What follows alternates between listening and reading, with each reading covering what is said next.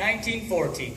Dear Mother, My darling Meg. My good friend Charles. My dear sister Janet. it is 2 o'clock in the morning and most of our men are asleep in their dugouts. Yet I could not sleep myself before writing to you of the wonderful events of Christmas Eve. In truth, what happened seems almost like a fairy tale, and if I hadn't been through it myself, I would scarce believe it. Just imagine, while you and the family sang carols there by the fire in London, I did the same with enemy soldiers here on the battlefields of France. As I wrote before, there has been little serious fighting of late. The first battles of the war left so many dead that we have been held back until replacements could come from home, so we have mostly stayed in our trenches and waited. But what a terrible waiting has been, and knowing that at any moment an artillery shell might land and bomb beside us in the trench, killing or maiming several men, and in daylight not daring to lift our heads above ground for fear of a sniper's bullet. And the rain. It has fallen almost daily. Of course it lands right in our trench where we must bail it out with pots and pans. And with the rain has come mud, a good foot or more deep. It splatters and cakes everything and constantly sucks at our boots. One new recruit got his feet stuck in it, and then his hands too when he tried to get out, just like in that American story of the tar baby.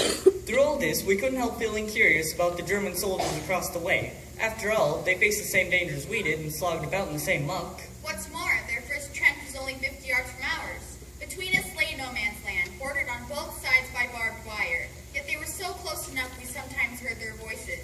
Of course, we hated them when they killed our friends, but other times we joked about them and almost felt we had something in common. And now it seems they felt the same. Just yesterday, Christmas Eve day, we had our first good freeze. Cold as we were, we welcomed it, because at least the mud froze solid. Everything was tinged white with frost, while bright sun shone over all. Perfect Christmas weather. During the day, there was little shelling or rifle fire from either side, and as darkness fell on our Christmas Eve, the shooting stopped entirely. Our first complete silence in months. We hoped it might promise a peaceful holiday.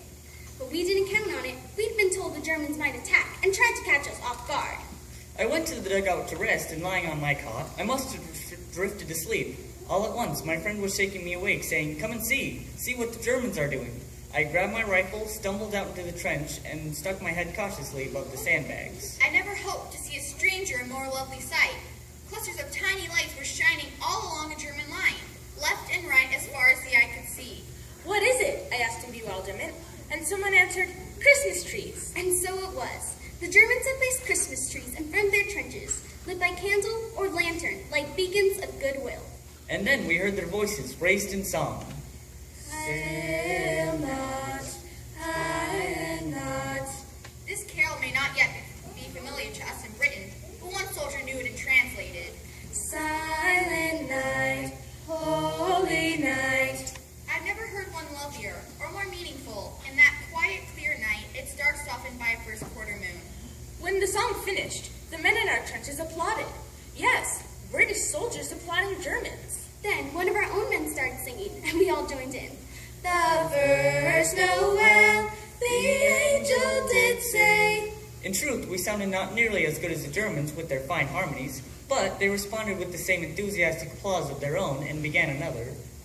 O Tannenbaum, O Tannenbaum. Then we replied, O come, all ye faithful. But this time they joined in, singing the words in Latin. Adeste fidelis. British and German harmonizing across no man's land. I would have thought nothing could be more amazing. What came next was more so. "English, come over," we heard one of them shout. "You no shoot, we no shoot." there in the trenches. We looked at each other in bewilderment. Then one of us shouted out jokingly, "You, come over here." To our astonishment, we saw two figures rise from the trench, climb over their barbed wire, and advance unprotected across no man's land. One of them called, "Send officer to talk!" I saw one of our men lift his rifle to the ready, and no doubt others did the same. But our captain yelled out, "Hold your fire!" He then climbed out and went to meet the Germans halfway. We heard them talking, and a few minutes later the captain came back with a German cigar in his mouth. "We've agreed there will be no shooting before midnight tomorrow," he announced. "But sentries are to remain on duty, and the rest of you stay alert." Across the way, we could make out 2 or 3 groups of men starting out of trenches and coming towards us. Then some of us were climbing out too, and in minutes more, there we were in no man's land, over 100 soldiers and officers of each side, shaking hands with men they'd been trying to kill just hours earlier. Before long, a bonfire was built, and around it we mingled, British khaki and German gray. I must say, the Germans were better dressed with their fresh uniforms for the holiday. Only a couple of our men knew German, but more of the Germans knew English. I asked one of them why that was. Because many have worked in England, he said. Before all this, I was a waiter at the Hotel Cecile. Perhaps I waited on your table. Perhaps you did, I said, laughing. One German told me he had a girlfriend in London and that the war had interrupted their plans for marriage. I said, "Don't worry, we'll have you beat by Easter. Then you can come back and marry the girl." He laughed at that. Then he asked if I'd send her a postcard he'd give me later, and I promised I would. Another German had been a porter at the Victoria station. He showed me a picture of his family back in Munich. His eldest sister was so lovely, and I told him I should like to meet her someday. He beamed and said he would like that very much, and gave me his family's address. Even those who could not converse could still exchange gifts. Our cigarettes for their cigars, our tea for their coffee, our corned beef for their sausage, badges and buttons from uniforms chained donors, and one of our lads walked off with the infamous spiked helmet. I myself traded a jackknife for a leather equipment belt, a fine souvenir to show when I get home. Newspapers too changed hands, and the Germans howled with laughter at ours. They assured us France was finished and Russia nearly beaten too. We told him that was nonsense, and one of them said, "Well, you believe your newspapers, and we'll believe ours." Clearly they are lied to. Yet, after meeting these men, I wonder how truthful our own newspapers have been. These are not the savage barbarians we've read about so much. They are men with homes and families, hopes and fears, principles, and yes, love of country. In other words, men like ourselves. Why were we led to believe otherwise? As it grew late, a few more songs were traded around the fire, and then all joined in for "I'm Not Lying to You," Auld Lang Syne. Then we parted with promises to meet again tomorrow. And even some talk of a football match. I was just starting back to the trenches when an older German clutched my arm. "My God," he said, "why cannot we have peace and all go home?"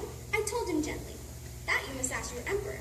He looked at me then. "Certainly, perhaps, my friend, but we must also ask our hearts." And so, dear mother, Dear wife, Dear friend, Dear sister, tell me, has there ever been a Christmas Eve in all history? and what does it all mean, this impossibly befriending of enemies? for the fighting here, of course, it means regrettably little. Decent fellows these soldiers may be, but they follow orders and we do the same. besides, we are here to stop their army and send it home, and we can never shirk that duty. Still, one cannot help imagine if the spirit shown here were caught by the nations of the world. Of course, disputes must always arise. But what if our leaders were to offer well wishes in place of warnings? Songs in place of slurs. Presents in place of reprisals. Would not all war end at once? All nations say they want peace. Yet on this Christmas morning, I wonder if we want it quite enough. Yours truly, Yours always, Sincerely, With all my love, John. Andrew. Philip. Tom.